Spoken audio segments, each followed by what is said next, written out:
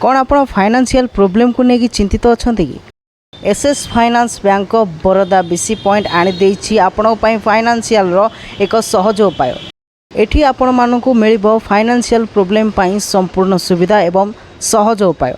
आपण माने जेमिति कि जानिथिबे आपण माने जोठी लोन नवा पई जांती जो बैंक को लोन नवा पई जांती से माने आपण गोटो किछि लांच एवं पैसा मागती किंतु एसएस फाइनेंशियल कंपनी आनिछि आपण पई बिना मूल्य रे फाइनेंशियल सुविधा। आपण माने जानिबा को चाहुचंती कि ए जगहटा केउठी यह हेउछि भुवनेश्वर स्थित खंडगिरी जागमरार थिबा ट्रैफिक छकरे बैंक ऑफ बरोदार बीसी पॉइंट। आसंतु आलोचना करिबा एही ब्रांच रो जे हेड अछंती तांको सहित जो भाई भाव में आपण मोटू शुणा पाते मु आसी पहुँची आमर जो ब्रांच अच्छी ब्रांच हेड को पाखरे आसतु बुझा से फाइनेंशियल कौन सहज उपाय रखिंट। प्रथम सर आम न्यूज तरफ आपको स्वागत। नमस्कार सर आपन परिचयटा मो ना नंदन कुमार पतंग। अच्छा आम शुणा सर पाइलु आप बहुत सहज उपाय लोक मानू फाइनेंशियल सुविधा जोगे दूसरी जमीक आधार कार्ड हो पैन कार्ड हो ये दुईटा उपाय ये दुईटा जो अच्छी डॉक्यूमेंट से डॉक्यूमेंट साहाय्य आप लोक मानू फाइनेंशियल सुविधा जोगे दूसरी यह कौन सत ये सत कथा एक्चुअली लोक मैंने जापर ना जे एग्जांपल आपको कहली जे आप गोटे बिजनेस कर गोटे पान दुकान देते कि गोटे ओम्फेयर स्टल कर गोटे सेलून देते कि आपणकर इनकम टैक्स आईटी ना जीएसटी ना ट्रेड लाइसेंस ना कि आपणकर पैन आधार अच्छे पैन आधार आम 1 लाख रू 10 लाख दौर अप टू सिस्टम आप्रुव कर यदि आप अतीत के अन्य बैंक लोन डिफल्ट रही थे आम दे पारूनी किंतु जदि आप लोन नहीं नथिबे गाड़ी लोन नहीं कौन ठीक ठाक पेमेंट करते सिस्टम आप्रुव करी कार 5 लाख हो 2 लाख हो 3 लाख हो लोक मैंने आम उपर बहुत साटिस्फैक्शन। आप जो ये ब्रांच कर ब्रांच रे जो बीसी पॉइंट रे आप केते वर्ष लानी जोग देछन देखो यहाँ हूँ बैंक बरोदार गोटे कस्टमर सर्विस पॉइंट जोटा कि बिजनेस करेस्पॉन्डेंस माने मिनी बैंक जोटा कि आपंकर रूराल बेल्ट रे ग्राम पंचायत एरिया रे जो बैंक थाए सेटा गोटे मिनी बैंक ये कस्टमर ये आसवे पैसा उठे पारे डिपोजिट करेंगे विड्रो करेंगे एनी लोन भी अप्लाई करेंगे एन एग्जांपल आप हाउसिंग लोन हो आपणकर बिजनेस लोन हो आपणकर पर्सनल लोन हो आपणकर व्हीकल लोन हो कि एग्री लोन हो कि एनी लोन हो जोटा कि बैंक को लोग कस्टमर जाऊँ मो बैंक बर्ता कथा कहूँ अन्य बैंक कथा कहूँ कस्टमर मैंने डिससाटिस्फाइड होती बैंक को आंठौं काली आस परदिन आस ये आम कस्टमर यहाँ हूँ कस्टमर सर्विस पॉइंट आमर काम है कस्टमर को गुडेली सर्विस देवा जोटा कि आम डोर टू डोर सर्विस दौर जो मैंने कस्टमर आसुँगी से मैंने आमको आमर जो डॉक्यूमेंट रिक्वायरमेंट अच्छी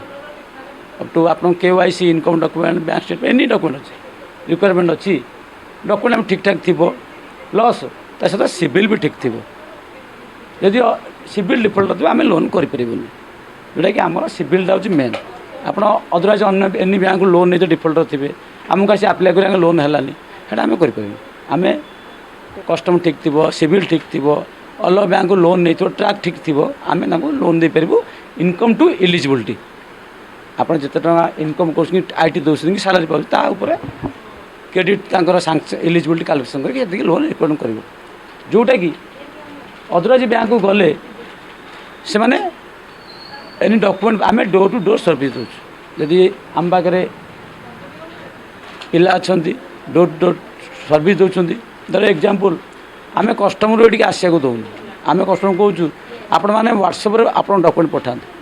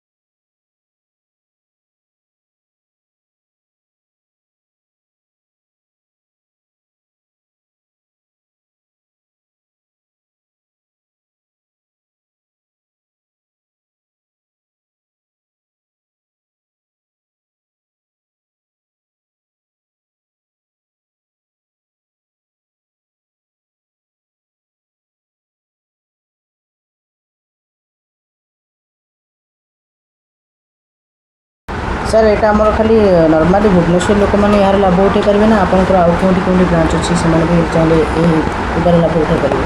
ଦେଖନ୍ତୁ ଆମେ ଯେଉଁଠି ଫଣ୍ଡିଂ କରିବୁ ସେଠି ନିୟରେଷ୍ଟ ଆମର ବ୍ରାଞ୍ଚ ଅଛି। ଧର ଆମର ଅଫିସ୍ ହେଲା ଜାଗମର ସ୍କୋୟାରରେ, ଆପଣ ଏବେ ଜାଗମର ସ୍କୋୟାରରୁ ଆସିଛନ୍ତି, ଆମର ବ୍ରାଞ୍ଚ ଅଛି ଏଇଠି। ଆପଣ ଏବେ କୋରାପୁଟରୁ ଆସିଛନ୍ତି, କୋରାପୁଟ ଆମର ବ୍ରାଞ୍ଚ ଅଛି, କୋରାପୁଟ କରିପାରିବେ। ଆପଣ ବଲାଙ୍ଗୀର ଆସିଛନ୍ତି, ବଲାଙ୍ଗୀର କରିପାରିବେ। ମୁଁ ଆଜି ଗୋଟେ ମାଲକାନଗିରି ଫାଇଲ୍ ଉଠେଇଲି, ମାଲକାନଗିରି ମୋର ବ୍ରାଞ୍ଚ ଅଛି। ଆଜି ନବରଙ୍ଗପୁର ଫାଇଲ୍ ଉଠେଇଲି, ନବରଙ୍ଗପୁର ବ୍ରାଞ୍ଚ ଅଛି। ଆମେ ନିୟରେଷ୍ଟ ବ୍ରାଞ୍ଚ କରିବୁ। ଆମ ଅଲ୍ ଓଡ଼ିଶା କି ଅଲ୍ ଇଣ୍ଡିଆ ଆମେ ଫାଇଲ୍ ଆମ ବିସି କଷ୍ଟମର ସର୍ଭିସ୍ ବିସି ପଏଣ୍ଟରେ ଆମେ କରିପାରିବୁ। ସେମିତି ନାହିଁ ଯେ ଆମେ ଖାଲି ଭୁବନେଶ୍ୱର କରିବୁ, କଟକ କରିବୁ, ଅଲ୍ ଓଡ଼ିଶା ଏନି ଲୋକେସନ୍। କିନ୍ତୁ ଆମକୁ ଲୋକେସନ୍ ହିସାବରେ କଷ୍ଟମର ବିଜନେସ୍ ଭଲ କରୁଥିବା ଦରକାର, ଆପଣଙ୍କର ସିଭିଲ୍ ଭଲ ଥିବା ଦରକାର। ଖାଲି ଜଣେ କହିବ ମୁଁ 2 କୋଟି ଟଙ୍କା ପାଉଛି, ମୁଁ ଲୋନ୍ ଦରକାର, ତାହେଲେ ସିଭିଲ୍ ଖରାପ, ଆମେ ଦେଇଦେବା ଲୋନ୍ ସେମିତି। କିନ୍ତୁ ଆମେ ଅଲ୍ ଓଡ଼ିଶା କ'ଣ ଅଲ୍ ଇଣ୍ଡିଆ ବି କରୁଛୁ, ଆମ ନିଜ ବ୍ରାଞ୍ଚ ଯେଉଁଠି ଥିବ କରୁଛୁ। ପ୍ଲସ୍ ଆମର ଗୋଟେ ଏସ୍ଏସ୍ ଫାଇନାନ୍ସିଆଲ୍ ଅଛି, ଯେଉଁଟାକି ଅଲ୍ ପ୍ରାଇଭେଟ୍ ବ୍ୟାଙ୍କ ସହିତ ଲିଙ୍କ୍ ଅଛି। All any banking and NBFC any banking any loan, ଆପଣଙ୍କର personal loan, business loan, housing loan, mortgage loan, agriculture loan, vehicle loan, any loan, Mudra loan, CC loan, OD loan, any loan customer profile ଦେଖି ଆମେ ତାକୁ କେଉଁଭଳିଆ loan ଦେଇପାରିବା, ଏଇଟା ହେଉଛି customer ସର୍ଭିସ୍ର main point. ଆଚ୍ଛା ସାର୍, ଆପଣଙ୍କର ଯେଉଁ ଏବେ ଏଇଠି ଯେଉଁ ବ୍ରାଞ୍ଚ ଅଛି, ଆପଣଙ୍କ ବ୍ରାଞ୍ଚରେ ଏଇଠି କେତେ ଜଣ ଲୋକ କାମ କରୁଛନ୍ତି? ବର୍ତ୍ତମାନ ଏ ବ୍ରାଞ୍ଚରେ 10 ଜଣ କାମ କରୁଛନ୍ତି। 10 ଜଣ କାମ କରୁଛନ୍ତି। ସାର୍ ଅଲ୍ ଓଡ଼ିଶାରେ ଆମର ମୋ ପିଲା ଅଛନ୍ତି 40 ଜଣ।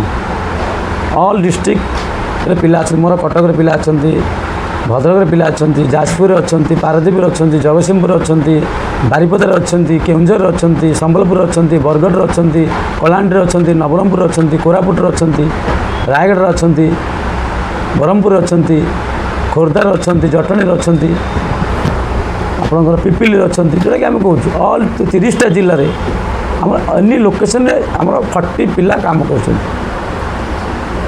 ଯେଉଁଟାକି ଆମର ବି ବ୍ରାଞ୍ଚ ବର୍ତ୍ତମାନ ଅଛି, ବର୍ତ୍ତମାନ 15ଟା ବ୍ରାଞ୍ଚ ଅଛି।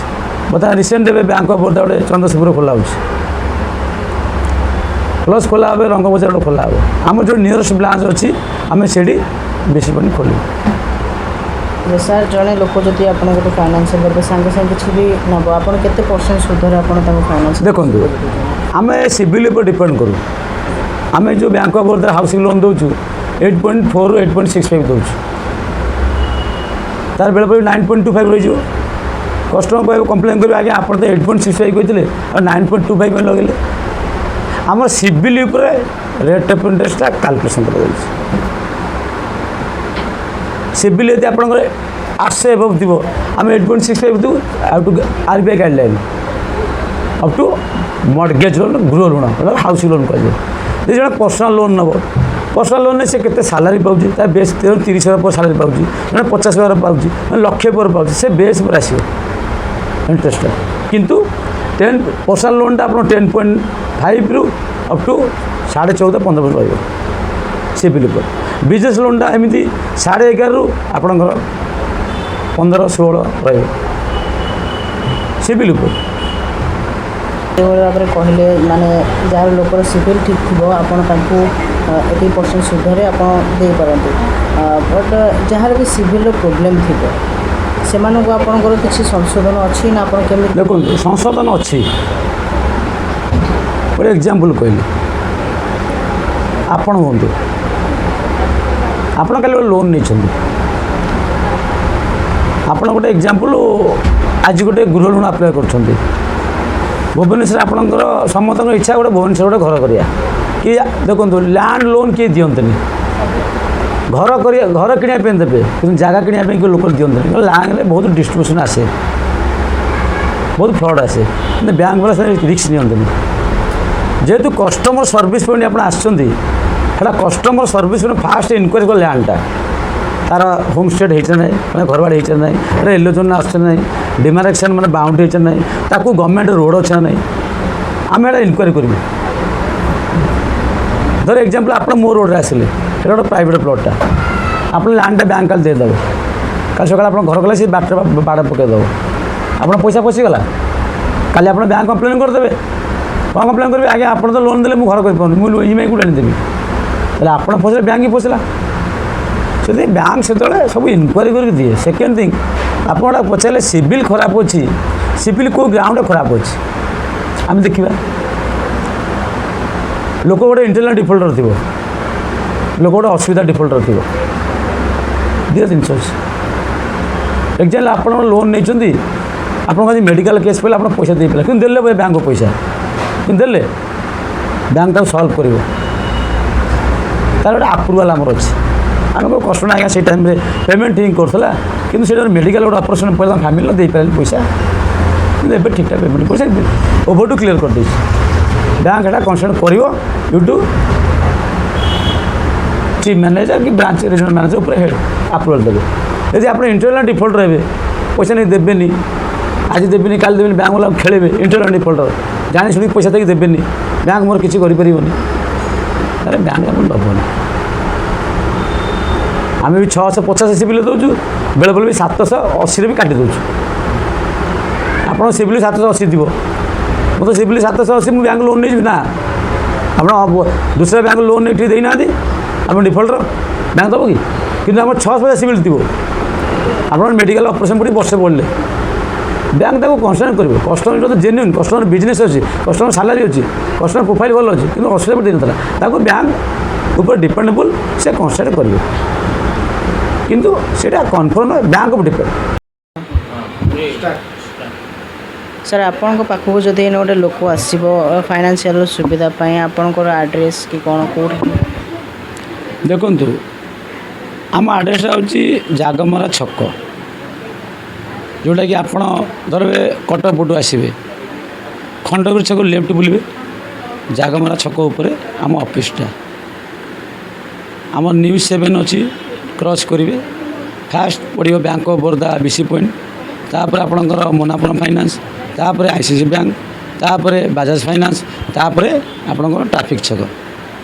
ଜଣେ ଯଦି ଆପଣଙ୍କ ସିରିପୁଟୁ ନୂଆ ରୋଡ଼ରେ ଆସିବ, ଟ୍ରାଫିକ୍ରୁ ଲେଫ୍ଟ ବୁଲିବେ, ଟୁୱାର୍ଡସ୍ 100 ମିଟର ହେଲା ପରେ ଲେଫ୍ଟ ସାଇଡ଼୍ ପଡ଼ିବ ଫାଷ୍ଟ ବାଜାଜ ଫାଇନାନ୍ସ, ତାପରେ ICICI ଫାଇନାନ୍ସ, ତାପରେ ଆପଣଙ୍କର ମୋନାପୁରମ୍ ଫାଇନାନ୍ସ, ତାପରେ bank of Baroda BC point.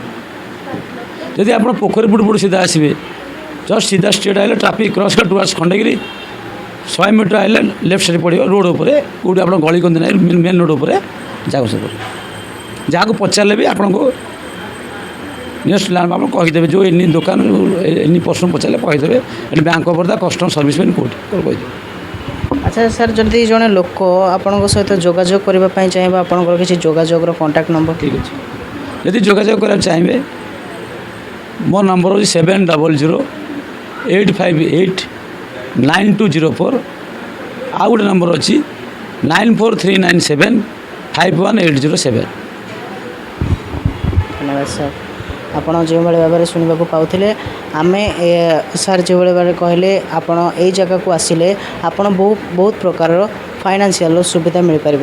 ତାଙ୍କ ଜରିଆରେ ଆପଣଙ୍କୁ ଆମେ ଡେସ୍କ୍ରିପସନ୍ରେ ଆଡ୍ରେସ୍ ଏବଂ ତା'ର ନମ୍ବରକୁ ଲେଖିଦେବୁ, ଆପଣମାନେ ସେଇଟାକୁ ପଢ଼ି ଏଇ ଜାଗାକୁ ଆସିପାରିବେ ଏବଂ ଆପଣଙ୍କର ଫାଇନାନ୍ସିଆଲର ଯାହା ବି ପ୍ରୋବ୍ଲେମ୍ ଅଛି ଆପଣ ତାହାକୁ ଦୂର କରିପାରିବେ।